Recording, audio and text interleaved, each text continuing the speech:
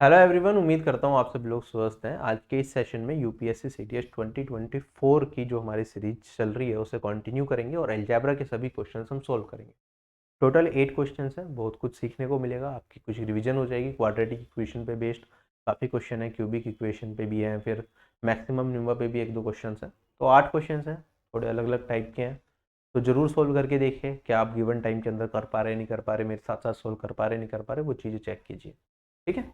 इससे पहले हमने नंबर सिस्टम की क्लास करी थी, उसमें एलसीएम एचसीएफ के क्वेश्चंस भी थे और साथ ही साथ सिंप्लीफिकेशन वाले भी थे। वो क्लास नहीं देखी, देख लेना। और एक पूरी प्लेलिस्ट मैंने बना दी है, तो उस प्लेलिस्ट में आपको सारी वीडियोज मिल जाएगी। इस प्लेलिस्ट को जरूर देखिए। अच्छे लेवल के क्वेश्चंस अगर आपके बेसिक्स क्लियर हैं तो ये सीरीज भी आपको काफ़ी ज़्यादा फायदा पहुंचाएगी, क्योंकि कुछ नए क्वेश्चंस आपको मिल जाएंगे प्रैक्टिस के लिए, जिनका लेवल अच्छा होगा। तो एग्जाम में अगर इस तरह का क्वेश्चन आ गया, क्योंकि इस बार वेंडर चेंज भी है, तो आप पैनिक नहीं करेंगे। ठीक है। बाकी जो फ्री प्ले लिस्ट है हमारी आप देख सकते हैं, जिसमें मैथ्स क्रैश कोर्स और बाकी जीके क्रैश कोर्स और बाकी चीज़ें मिल जाएंगी। और टेलीग्राम चैनल से जुड़ जाएं, सभी एग्जाम्स की प्रीवियस ईयर पेपर्स और क्लासेस की पीडीएफ आपको वहाँ पे मिल जाती है। चलो, सबसे पहला सवाल हमारे पास ये है, पी इक्वल्स टू, कुछ एक बड़ा सा एक्सप्रेशन दे रखा है, ए और बी की फॉर्म में इक्वेशन दे रखी है। पी क्यूब प्लस 3 पी का मान बताना है, 4 ऑप्शन दे रखे हैं। अब एक तो तरीका ये होगा कि आप इसे, क्योंकि पी क्यूब यहाँ पे मुझे दिख रहा है, तो पी क्यूब करूंगा, बेसिक से सोल्व करूंगा, ए क्यूब प्लस बी क्यूब का फॉर्मूला लगाऊंगा और वो आंसर निकाल लूंगा। ठीक है, वो बेसिक से मैक्सिमम लोग कर सकते हैं, लेकिन एग्जाम में क्योंकि टाइम का कंस्ट्रेंट रहता है, हमें कम से कम टाइम में क्वेश्चन सोल्व करना है। इस तरह का क्वेश्चन एसएससी एग्जाम्स में भी पहले पूछा जा चुका है, जो कि मैंने अपने आपको, अगर पेड क्लासेस आपने देखी हैं तो करवाया भी है, वैल्यू पुट करके कैसे करना है। ठीक है, बिल्कुल सिमिलर सा सवाल है। आप देखिए मेरे पास क्या है, एक इक्वेशन है और 3 वेरिएबल है, पी ए एंड बी। जब मेरे पास वेरिएबल्स ज्यादा होते हैं, इक्वेशन कम होती है, तो 2 वेरिएबल की वैल्यू मैक्सिमम केसेस में मैं कुछ भी मान सकता हूं। तो यहाँ पे 3 - 1 डेट इज 2 वेरिएबल्स की वैल्यू मैं एज्यूम कर सकता हूँ। किसकी एज्यूम करेंगे? आप कहेंगे सर ए और बी अंदर दिख रहे हैं, इनकी वैल्यू एज्यूम करेंगे, पी को छेड़ते नहीं है, फिर ये वाला रिजल्ट निकालूंगा और यहाँ पे चेक कर लूंगा। अब एक ही फॉर्म में रिजल्ट है, बी का यूज भी नहीं हो रहा, तो जनरली इस तरह के केसेस में हम कोशिश करते हैं कि बी को तो चलो 0 कर दो। अब ए का आपके ऊपर है, आप कोई वैल्यू रखना चाहे रख सकते हैं, अदरवाइज नहीं रखना चाहते तो ए को ए रहने दीजिए, तब भी सोल्व कर सकते हैं। लेकिन क्योंकि ऑप्शंस में चारों डिफरेंट दिख रहा है मुझे, ए की वैल्यू अगर मैं 1 कर दूं तो यहाँ पे मेरे पास -2 1, यहाँ पे 2 और यहाँ पे 3, तीनों सारे डिफरेंट रिजल्ट्स हैं, तो ए को भी 1 कर देते हैं और सिंप्लीफाई हो जाएगा। अब बी को 0, ए को 1 अगर मैं कर रहा हूँ, ऑप्शन तो अलग आ रहे हैं, क्या यहाँ पे जो रिजल्ट है ऐसा ना हो कि 0/0 की फॉर्म या कुछ और आ जाए, कि हम फंसी जाए, क्वेश्चन सोल्व ना कर पाए। आसान होना चाहिए, करने कहने का मतलब ये है, क्वेश्चन को जो भी वैल्यू रखें आसान रखें, वरना मैं तो ए और बी दोनों को 0 कर देता, लेकिन उस केस में चारों ऑप्शन 0 बन जाते हैं, तो हमारा आंसर नहीं आता। अगर मैं यहाँ पे जैसे पहले बी को 0 करा तो ये एलिमिनेट हो गया मेरा, बी हटा ही दो यहाँ से, और ये वाली टर्म भी एलिमिनेट हो गई। अब मुझे क्या निकालना है? सिर्फ पी क्यूब निकालना है। तो मुझे क्या करना पड़ेगा? इस वाले पार्ट का क्यूब करना पड़ेगा। अगर ए को मैं 1 रख रहा हूं तो ये 1 है। 1 रखने का मेन रीजन ये भी था क्योंकि रूट में था, तो बाहर आ जाएगा, कोई दिक्कत नहीं। वैसे तो स्क्वायर है तो भी कोई दिक्कत नहीं है, 1 1। आप देखेंगे जैसे ही मैं क्यूब करूंगा तो यहाँ पे तो पी क्यूब आ गया, इधर ये क्यूब रूट इधर है, इधर भी है, तो अभी होल का क्यूब रूट कर देते हैं, कोई दिक्कत नहीं है। इसे सॉल्व करूंगा मैं, तो यहाँ पे मेरे पास क्यूब रूट में 1 प्लस ये 1 स्क्वायर है, 1 बाहर आएगा, 1 + 1 2, और इसका क्या हो जाएगा मेरे पास? Cube root. फिर मेरे पास यहाँ पे है, ये p का ही मान रख लेते हैं, अभी p को एज इट इज ऐसे रख देता हूँ। अगर मैं इसे सोल्व करूंगा तो ये 1 - 1 ये बनेगा 0, तो ये तो 0 बन गया, तो ये तो एलिमिनेट ही हो जाएगा। अब यहाँ पे मेरे पास p क्या है? क्यूब रूट 2 है, क्यूब कर दूंगा दोनों साइड, तो p क्यूब क्या हो जाएगा मेरे पास? 2 हो जाएगा। अगर p क्यूब 2 हो गया तो यहाँ पे जो निकालना है ये भी 2 आ गया, चारों ऑप्शन में ऑप्शन नंबर क्या हो जाएगा? सी करेक्ट हो जाएगा। ये डायरेक्ट करना है अगर हम, तो इस तरीके से करेंगे। बेसिक से करना चाहें तो आपको एक फॉर्मूला पता होता है, अगर मैं a + b का होल क्यूब, ये होता है a cube + b cube + 3ab a + b। ये वाला फॉर्मूला आप यहाँ पे लगा देंगे p क्यूब का निकालने के लिए। ये a मान लो पूरा का पूरा बड़ा, ये b मान लो, सोल्व करेंगे तो भी आपका आंसर आ जाएगा। ये आप खुद से ट्राई कर लेना। ठीक है। अगला सवाल मेरे पास ये है, हमें क्या बताना है? इस एक्सप्रेशन की मिनिमम वैल्यू बतानी है, क्या होगी। अब सोल्व करेंगे, जैसे मैं इसे सोल्व करता हूँ तो ये कुछ ऐसा दे रखा है, कुछ ऐसा। इसे देखते ही आपको कुछ चीजें समझ आ जाएंगी कि यार अगर मैं इसे थोड़ा सिंप्लीफाई कर दूं, ए स्क्वायर डिवाइडेड बाई ए करूँ तो ए बन जाएगा, 3a डिवाइडेड बाई ए करूंगा तो ए 3, और 1 बाई ए करूंगा तो 1 प्लस ए बनेगा, तो 1 प्लस ए मैं इधर लिख देता हूँ। क्या ये चीज आपको दिख गई? ऐसे अगर मैं b की फॉर्म में इसे कन्वर्ट करूंगा तो b प्लस 1/b प्लस मेरे पास 3 बचेगा, यही होगा। अब यहाँ पे मुझे इसकी मिनिमम वैल्यू बतानी है जब ए बी ग्रेटर देन 0 है। अगर ए बी ग्रेटर देन 0 है तो उस पर्टिकुलर केस में ना मेरे पास a प्लस 1/a का मिनिमम मान क्या होता है? ये होता है 2। b प्लस 1/b का मिनिमम मान क्या होता है? 2। हमने ये चीज पहले पढ़ रखी है। अगर मेरे पास क्या हो, x ग्रेटर देन 0 हो तो x प्लस 1/x की जो होता है वो 1 ग्रेटर देन इक्वल्स टू 2 होता है, और x मेरा लेस देन 0 हो तो उस केस में x प्लस 1/x मेरा क्या होता है? ये होता है लेस देन इक्वल्स टू -2। ठीक है, तो ये रिजल्ट अलजेब्रा में पढ़ाया जाता है। अगर आपने मेरी फ्री क्लासेस देखी हैं तो वहां पे भी देखा होगा। जैसे मैं यहाँ पे पुट कर दूंगा तो मेरे पास यहाँ पे 2 + 3 ये बन जाएगा 5, और इंटू में 5 ये वाली वैल्यू आ जाएगी 25। क्वेश्चन हो गया खत्म। नेक्स्ट क्वेश्चन पे हम मूव करते हैं। अब बाकी जिन लोगों को कंफ्यूजन है वो AMGM वाला फॉर्मूला यूज करके भी उस रिजल्ट को निकाल सकते हैं। ठीक है, हमें पता होता है arithmetic mean greater than equals to geometric mean होता है। अगर एक टर्म को मैं x मान लूँ, एक टर्म को 1/x मान लूँ, आप पुट करेंगे तो x plus 1/x divided by 2 ये greater than equals to geometric mean, इन दोनों का प्रोडक्ट रूट में x इंटू 1/x, तो यहाँ से आपका कट जाएगा 1, तो x plus 1/x greater than equals to 2 आ जाएगा। ये कब होता है? जब पॉजिटिव वैल्यूज दे रखी हो तब हम AMGM का कॉन्सेप्ट यूज करते हैं। ये कंसेप्ट यूज करा है। ठीक है, मैंने एक बार बता भी दिया आपको। चल अगले सवाल पे चलता हूँ। अब मैं एक पॉलिनोमियल मुझे दे रखा है x की पावर 4k प्लस x की power 4k plus 2 4k plus 4 और कुछ इस तरीके से। उसके बाद पहला कह रहा है कि रिमाइंडर 0 होगा जब मैं इसे x स्क्वायर प्लस 1 से डिवाइड करूंगा, और दूसरा केस कह रहा है कि रिमाइंडर 0 होगा जब मैं इसे x की पावर 4 प्लस 1 से डिवाइड करूंगा। देखो दो तरीके हैं इसे करने के। एक होगा बेसिक तरीका कि आप उसे सिंप्लीफाई करें और फिर चेक कर लें कि उसका फैक्टर में ये है या नहीं है। अगर फैक्टर में ये दोनों मिल गए तो मतलब मेरा जो ऑप्शन है वो सही दे रखे हैं, अदरवाइज नहीं है। दूसरा तरीका क्या है कि मैं इस पोलिनोमियल को इसे 0 बना लो, फिर x स्क्वायर का मान -1 रख के ऊपर चेक करूँ कि 0 आ रहा है नहीं आ रहा, फिर x की पावर 4 प्लस 1 को 0 कर दो, फिर x की पावर 4 -1 आएगा, ऊपर चेक करूँ 0 आ रहा है नहीं आ रहा। अगर 0 आ रहा है तो मेरे डिविजिबल है, अदरवाइज नहीं है। ठीक है, समझ आ गया? पहले मैं बेसिक फर्स्ट मेथड यूज करता हूं, बेसिक, फिर हम डायरेक्ट दूसरे मेथड से भी मैं आपको एक बार बता दूंगा। दूसरे मेथड की वैसे जरूरत नहीं पड़ेगी जब हम बेसिक से कर लेंगे। मेरे को इसे सिंप्लीफाई करना, मुझे दिख रहा है यहाँ पे 4 की पावर के सब जगह कॉमन आ रहा है, तो 4 की x की पावर 4 के मैं क्या कर लेता हूँ, कॉमन ले लेता हूँ। मेरे पास ब्रैकेट में क्या बचेगा? आप कहेंगे sir 1 plus x square plus x की पावर 4 प्लस एक्स की पावर 6, है ना। एक्स की स्क्वायर और एक्स की पावर 4 कहीं ना कहीं मुझे ये चीज चाहिए, तो मैं क्या करता हूँ, यहाँ पे एक्स की पावर 4 के यहाँ पे 1 कॉमन लिया, 1 प्लस एक्स स्क्वायर, और यहाँ पे अगर x की पावर 4 को कॉमन ले लूँ तो 1 प्लस एक्स स्क्वायर बचेगा मेरे पास। यही है, x की पावर 4 के यहाँ पे बचेगा मेरे पास 1 प्लस एक्स स्क्वायर, ये और ये वाला 1 प्लस एक्स स्क्वायर दोनों में कॉमन आ रहा है तो ये कॉमन ले लिया, और अंदर बचेगा क्या, 1 प्लस एक्स की पावर 4। तो मैंने क्या करा, इसे ब्रेक कर दिया, तो मेरा रिजल्ट है ये। तो मेरी वैल्यू जो है 1 प्लस एक्स स्क्वायर से भी कटेगी, 1 प्लस एक्स की पावर 4 से भी कटेगा, तो रिमाइंडर दोनों केसेस में 0 आएगा। दोनों स्टेटमेंट मेरी ठीक है, बोथ 1 and 2 आर करेक्ट। ये हो गया बेसिक तरीका, बिल्कुल आराम से आ गया क्योंकि सिंपल था। अगर थोड़ी कॉम्प्लेक्स वैल्यूज हो जाती, मैं ऐसे ब्रेक नहीं कर पाता, स्टेटमेंट्स में कुछ और चीजें भी दे देता, तो शायद मैं दूसरा मेथड फॉलो करता। दूसरा मेथड क्या होता कि मैं कहता यार एक्स स्क्वायर प्लस 1 को हम क्या कर देते हैं 0, और एक्स स्क्वायर का मान आ गया मेरे पास -1। अब जहां जहां एक्स स्क्वायर है वहां वहां क्या कर दूंगा, मैं -1 पुट करूंगा और चेक करूंगा मेरे पास ये एक्सप्रेशन 0 बन रहा है नहीं बन रहा। अगर 0 बन गया तो ये डिविजिबल है एक्स स्क्वायर प्लस 1 से, अदरवाइज नहीं है। अब इसमें भी जैसे 4k है तो x की पावर 4k को तो कॉमन सभी लोग ले ही लेंगे, इसमें तो किसी को भी दिक्कत नहीं है। तो मेरे पास ये 1 plus x square plus x की पावर 4 प्लस एक्स की पावर 6, इतना तो आप ब्रेक कर ही लोगे।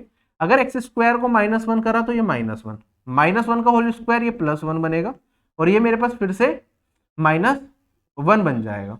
तो इन तीनों का सम करूंगा तो ये आ गया 0, मतलब अगर ये 0 बन गया तो x की पावर 4 के इंटू 0 ये आ गया 0, मतलब इसे अगर इससे डिवाइड करूंगा रिमाइंडर क्या मिलेगा, 0 मिलेगा, मतलब डिविजिबल है।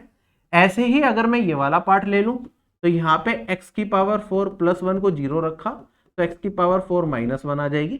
अब यहाँ पे जहां जहां x की पावर 4 है उसे माइनस 1 करेंगे। x की पावर 4 के एज इट इज है, 1 प्लस एक्स स्क्वायर नहीं छेड़ सकते, x की पावर 4 को माइनस 1 कर दिया। x की पावर 6 को x की पावर 4 इंटू में एक्स स्क्वायर लिख सकता हूँ। x की पावर 4 क्या है मेरे पास, ये तो माइनस 1 है, तो यहाँ पे माइनस 1 कर दिया। आप देखेंगे यहां से ये कट जाएगा, यहां से ये कट जाएगा, तो मेरे पास x की पावर 4 के इंटू में 0 और रिजल्ट आ जाएगा 0, मतलब डिविजिबल है। खत्म हो गया क्वेश्चन। तो बोथ 1 and 2। यहाँ पे अगर सिंगल स्टेटमेंट होती, जैसे इस क्वेश्चन में अगर खाली मुझसे ये पूछता ना कि एक्स स्क्वायर प्लस 1 से डिविजिबल है या नहीं, तो मैं यही मेथड अपनाता, मैं वहां पे फैक्टर्स में स्प्लिट करना शायद अवॉइड करता, क्योंकि मेरा इजी था, पता नहीं फैक्टर में स्प्लिट होगा नहीं होगा, कोई कंफ्यूजन ना हो जाए, कुछ और ना हो जाए। लेकिन यहाँ पे दोनों स्टेटमेंट्स थी तो मैंने बेसिक से किया तो जल्दी आ गया, क्योंकि दोनों एक साथ आंसर मिल गए मुझे। और यहाँ पे वरना इंडिविजुअल निकालना होता तो शायद मैं यही मेथड फॉलो करता। चलूं आगे। अब क्वाड्रेटिक इक्वेशन के बारे में थोड़ी चीजें बता देता हूं आपको, फिर क्वेश्चंस करेंगे तो ज्यादा मजा आएगा। क्वाड्रेटिक इक्वेशन क्या से होती है, मेरे पास a x square plus b x plus c equal to 0, where x एक वेरिएबल होता है और ए बी सी मेरे क्या होते हैं, कांस्टेंट वैल्यूज होती हैं। ठीक है, इस तरह की इक्वेशन को हम क्वाड्रेटिक इक्वेशन कहते हैं, है ना। जैसे 5x square plus 6x plus 1 equals to 0, ये क्वाड्रेटिक इक्वेशन हो गई एक, है ना, जिसमें a का मान कंपेयर करोगे तो 5, b का मान 6 और c का मान 1, ऐसा कुछ हो सकता है। इसमें हमारे पास क्या होता है, एक होता है डिस्क्रिमिनेंट, जिसे हम बोलते हैं बी स्क्वायर माइनस 4ac। अगर ये क्या हो जाए, 0 हो जाए, तो x की दो वैल्यूज, क्योंकि x की पावर 2 है, x की दो वैल्यूज निकलती है जिसपे सेटिस्फाई होगा। ठीक है, उसे हम रूट्स भी बोलते हैं x की वैल्यूज को। रूट्स क्या होते हैं, रियल भी होंगे और इक्वल भी होंगे। अगर x मेरे पास ये वाली वैल्यू क्या हो जाए, लेस देन 0 हो जाए, ठीक है, 0 से छोटा हो जाए, तो रूट्स क्या होंगे, कॉम्प्लेक्स होंगे, आयोटा की फॉर्म में होंगे और नॉन इक्वल होंगे। और मेरे पास अगर ये ग्रेटर देन 0 हो तो रूट्स क्या होंगे मेरे, रियल होंगे और अनइक्वल होंगे, मतलब दो अलग अलग वैल्यूज मिलेंगी। अगर ये 0 आ जाता तो दोनों वैल्यूज रूट्स की बराबर हो जाती है, मतलब जिन दो वैल्यू पे सेटिस्फाई करेगा वो इक्वल हो जाएगा। ठीक है, ऐसे ही हमारे पास सम ऑफ रूट्स क्या होता है, ये होता है मेरे पास माइनस बी अपॉन में ए। मान लो मेरे पास दो वैल्यूज पे ये सेटिस्फाई कर रहा है, मतलब एक्स की दो वैल्यू पॉसिबल हो सकती है, अल्फा और बीटा। ये मैंने क्या कहा, ये है इसके रूट्स, तो मैंने कहा ये हो जाएगा माइनस बी अपॉन ए किसके बराबर, अल्फा प्लस बीटा के बराबर। प्रोडक्ट ऑफ रूट्स का कॉन्सेप्ट आता है, ठीक है, वो क्या होता है मेरे पास, वो बराबर होता है सी बाई ए, मतलब अल्फा इंटू बीटा, जो दो वैल्यू होती है। क्या ये चीज क्लियर हो गई। अच्छा, अगर x की वैल्यू निकालनी हो, वैसे तो जरूरत नहीं पड़ती लेकिन फिर भी लिख लो, ये होता है minus b plus minus under root b square minus 4ac divided by 2a। This is the formula for calculating the value of x। जैसे डायरेक्टली अगर मुझे x का मान निकालना होता, कौन कौन सी दो वैल्यू आएंगी, ये फॉर्मूला लगा के मुझे दोनों वैल्यूज एक बार की में मिल जाती। आई होप ये सारा क्लियर हो गया। अच्छा, इक्वेशंस अगर बनानी हो, मान लो मुझे रूट्स दे रखे हो, क्या दे रखे हो, रूट्स गिवन हो, मतलब अल्फा और बीटा का मान गिवन हो, और मुझे क्वाड्रेटिक इक्वेशन बनानी हो इससे, तो ये होता है मेरे पास x square minus sum of roots x plus product of roots, या फिर मैं कह सकता हूं x square minus alpha plus beta into में x plus alpha into beta. I hope ये सारी की सारी चीजें रिवाइज हो गई आपकी। ऐसे ही मेरे पास, हाँ, और इसे अगर इक्वेशन को आपको और निकालना है, या तो आप ऐसे कर लेंगे, वरना यही क्वाड्रेटिक इक्वेशन को मैं ऐसे भी लिख सकता हूं, एक्स माइनस अल्फा इंटू में एक्स माइनस बीटा। यहां पे ये x माइनस अल्फा इसका क्या होता है, एक फैक्टर होता है और ये दूसरा फैक्टर होता है, जिससे ये पूरी इक्वेशन डिविजिबल होती है। अगर आप x माइनस अल्फा और x माइनस बीटा की फॉर्म में भी एक इक्वेशन को लिख सकते हैं, a x square plus b x plus c equals to 0 को। क्लियर है या नहीं है। ये सारी चीजें याद रखिए, ये फैक्टर्स हैं, ये अल्फा और बीटा क्या है, रूट्स, मूल है, और ये कारक है। दोनों में डिफरेंस होता है फैक्टर रूट में, याद रखिएगा। ऐसे ही मेरे पास अगर क्यूबिक इक्वेशन हो, ये इसलिए कंसेप्ट बता रहा हूं क्योंकि टीडीएस में इस पे बहुत सवाल बनते हैं। क्यूबिक इक्वेशन किस फॉर्म में होगी, a x cube, higher factor x cube होगा, b x square plus c x plus d equal to 0। क्योंकि पावर 3 तक जा रहा है तो इसके 3 रूट्स मेरे पास आएंगे, एक अल्फा हो सकता है, एक बीटा हो सकता है, एक गामा हो सकता है। अगर मैं सम ऑफ रूट्स की बात करूं तो ये हो जाएगा alpha plus beta plus gamma, ये होता है मेरे पास माइनस बी अपॉन में ए। Sum of product of roots की बात करूं तो ये होता है alpha beta plus beta gamma plus alpha gamma, और ये होता है मेरे पास सी अपॉन में ए के बराबर। और एक होता है प्रोडक्ट ऑफ रूट्स, ये होता है alpha into beta into gamma, ये होता है डी अपॉन में ए, माइनस डी अपॉन में। इक्वेशन अगर हमसे पूछ ले तो हम कह सकते हैं ये हो सकता है x minus alpha into x minus beta into x minus gamma. अगर मैं ये कर दूंगा तो मुझे इक्वेशन मिल जाएगी। या फिर मैं कह सकता हूं इक्वेशन मेरी बनेगी x cube minus sum of roots into में x square plus sum of product of roots into में x minus product of roots into, ठीक है। तो ये मेरी इक्वेशन बन जाएगी, इसे आप इक्वल्स टू 0 कर सकते हैं। क्लियर है या नहीं है? ये छोटे छोटे कंसेप्ट्स बस याद रखिए, क्वेश्चंस करने में बिल्कुल भी दिक्कत नहीं आने वाली है। फटाफट से इक्वेशन पे आ जाते हैं। क्वेश्चन में कहता है ग्रेटेस्ट वैल्यू बता दो k की जिससे कि मेरे पास इस इक्वेशन के रूट्स क्या हो जाए, रियल हो जाए। कैसे सोल्व करेंगे? आप कहेंगे सर कंपेयर कर लो, ये a का मान 2 आ गया, b का मान मेरा -4 आ गया, और k का मान ये k क्या हो गया, c। b square minus 4ac मेरा क्या होना चाहिए, ग्रेटर देन इक्वल्स टू 0 होना चाहिए। तो -4 का होल स्क्वायर 16, -4 इंटू 2 इंटू के मतलब 8k, ये ग्रेटर देन इक्वल्स टू 0 होना चाहिए। मतलब यहाँ पे 16 smaller greater than equals to 8k, और मैं कह सकता हूँ k मेरा क्या होना चाहिए, स्मॉलर देन इक्वल्स टू 2 होना चाहिए। तो k का मिनिमम मान क्या होगा जिससे कि मेरे रियल रूट्स मिले? आप कहेंगे सर 2 होगा। क्वेश्चन खत्म हो गया, मिनिमम बताना है मुझे।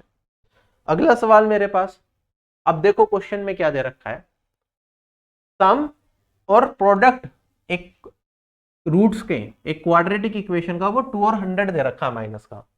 हमें बताना है कौन सी चीज इसमें करेक्ट है। कह रहा है कि infinite many equations, they are infinite many such equations having different roots, ठीक है। दूसरा कह रहा है there is only one such equation which is x square plus 2x minus 100 equals to 0। तीसरा कह रहा है there is only one such equation, जिसमें ये इक्वेशन दे रखी है। और कह रहे हैं चौथा there is no such equation. अभी मैंने आपको बताया अगर रूट्स की वैल्यू दे रखी हो तो क्वाड्रेटिक इक्वेशन क्या बनती है मेरे पास, x square minus sum of roots कितना दे रखा है 2, तो 2x प्लस में प्रोडक्ट ऑफ रूट्स -100 है तो प्लस -100 करेंगे इक्वल्स टू 0। कौन सी इक्वेशन मैच कर रही है? Option number 3। तो यही आंसर आ गया। क्लियर है या नहीं है?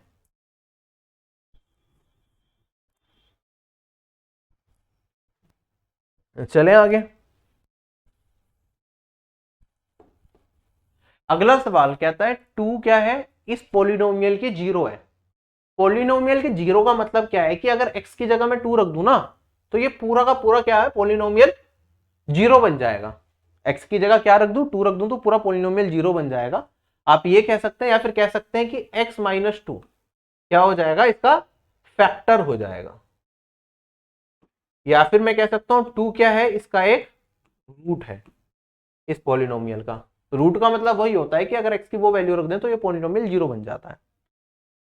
हमें बताना है कि sum of the squares of other zeros of the polynomial, जो इसकी अदर जीरोज होंगी पॉलिनोमियल की, या फिर जो इसके अदर रूट्स होंगे पॉलिनोमियल के, उसके स्क्वायर्स का सम बता दो। कैसे सोल्व करेंगे? आपको पता है क्यूबिक पॉलिनोमियल है, सम ऑफ रूट्स क्या होता है, alpha plus beta plus gamma, ये होता है माइनस बी अपॉन में ए।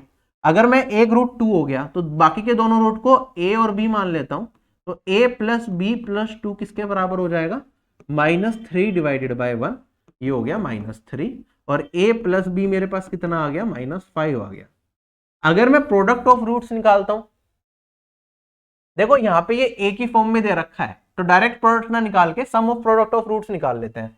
मैं कहूंगा a b plus b into two, two b plus two into a, two a. Sum of product of roots यही आएगा। ये किसके बराबर आएगा, सी अपॉन में सी क्या है -6 डिवाइडेड बाई ए क्या है 1। ए की जरूरत ही नहीं है, को छोड़ दिया मैंने।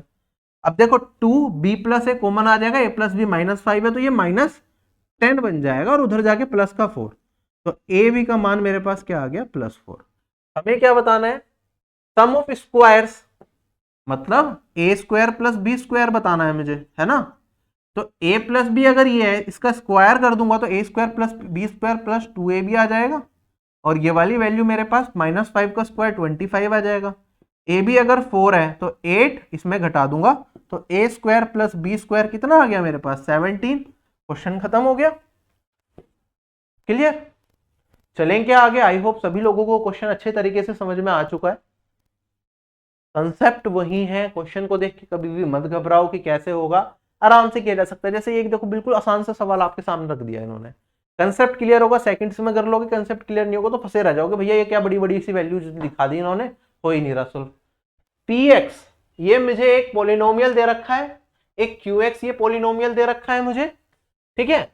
अल्फा बीटा गामा और डेल्टा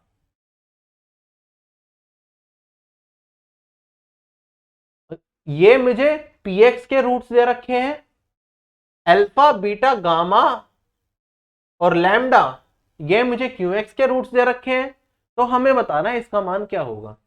अच्छा, अगर मेरे पास px के जो रूट है, ये 4 पावर वाली इक्वेशन है, ये 4 रूट्स आएंगे, x की पावर 4 है, तो अगर इस इक्वेशन को अल्फा बीटा गामा और डेल्टा की फॉर्म में लिखना हो तो मैं कैसे लिखूंगा px को। आप कहेंगे सर ये कुछ नहीं है, ये है x minus alpha, x minus beta, x minus gamma और x माइनस डेल्टा, ये हो गया मेरा px। माइनस में qx है, इसके रूट्स क्या क्या है, ये भी पावर 4 वाली है, अल्फा बीटा गामा और लैम्डा, तो ये x minus alpha, x minus beta, x minus gamma और x माइनस लैम्डा, ठीक है, ये वैल्यू आ गई। डिवाइडेड बाय हमसे पूछा है क्या, x minus alpha, x minus beta, x minus gamma.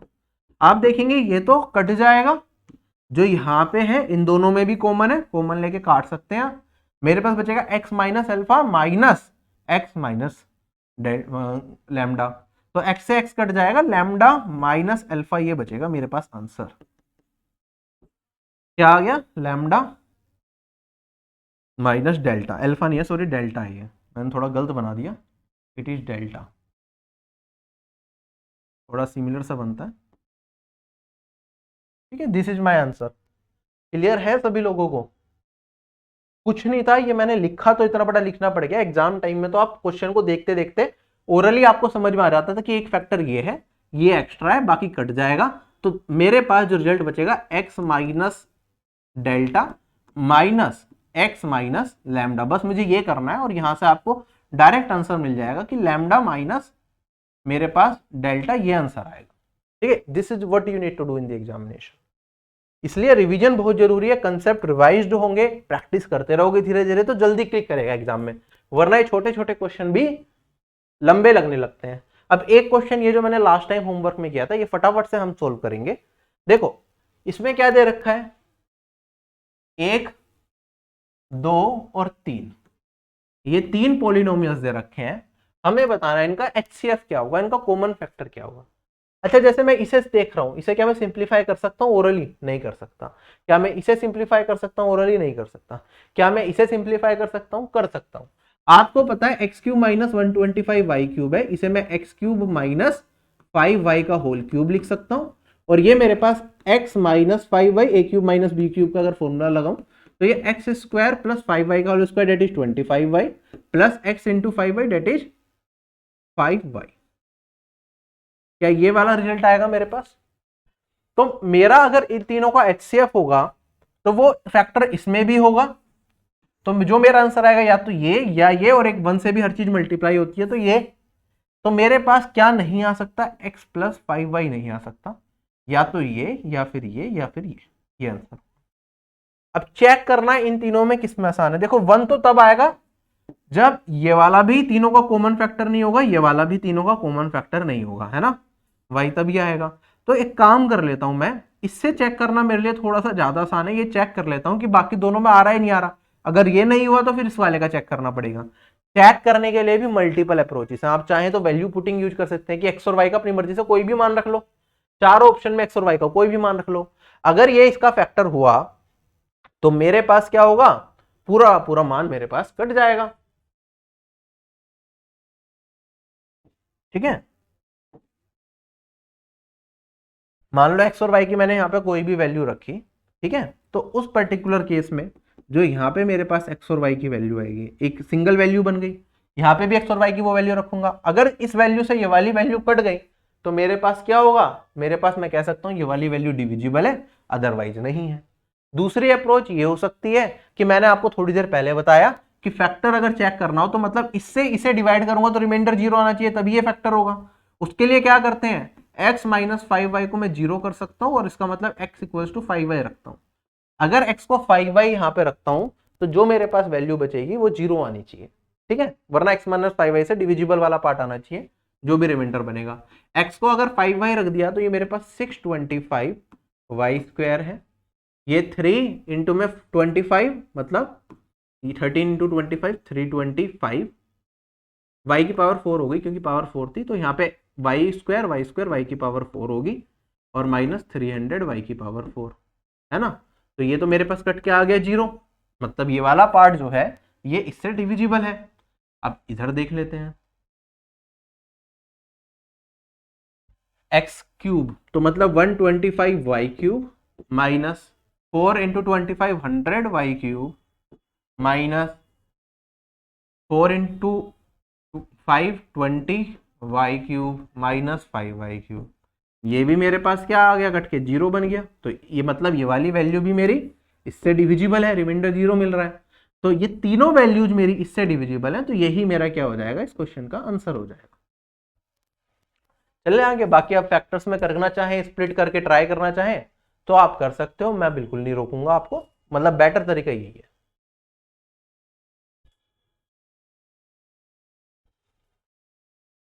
तो this was the end of this video but not the end of the series. इसके बाद और भी वीडियोज आएंगी। अगर आपको वीडियो पसंद आ रही है तो वीडियो को जरूर लाइक करें, कमेंट करके बताएं आपको कैसी लगी क्लासेस, ठीक है। आपको कोई पर्टिकुलर स्पेसिफिक क्लास चाहिए तो उसके बारे में भी आप बता सकते हैं। और बिल्कुल बिगिनिंग से आपको अच्छे लेवल की, मेंस लेवल की तैयारी करनी है एसएससी में, तो आप ये कोर्स ले सकते हैं। अगर आप यूपीएससी सीडीएस की तैयारी कर रहे हैं तो उसमें भी ये काफी ज्यादा बेनिफिशियल रहेगा, ठीक है। और कोई स्टेट एग्जाम दे रहे हैं उसमें भी बेनिफिशियल होगा।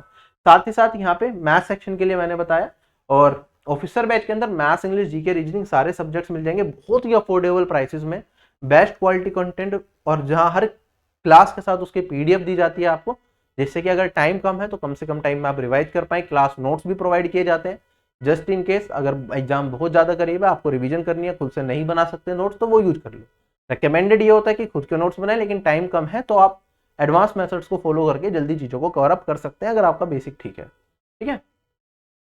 तो दैट्स इट। बाकी जैसे क्लासेस होती है मैथ्स क्लास में, इस तरह की पीडीएफ विद स्पेस दी जाती है जिससे कि कम से कम टाइम में आप नोट्स बना पाए, ठीक है। जीके के अंदर आपको ई बुक्स वगैरह दे दी जाती है जिनका प्रिंट निकाल सकते हो, जिससे कि नोट्स आपको खुद से ना लिखने पड़े। Bye bye everyone, take care, have a nice day and जय हिंद।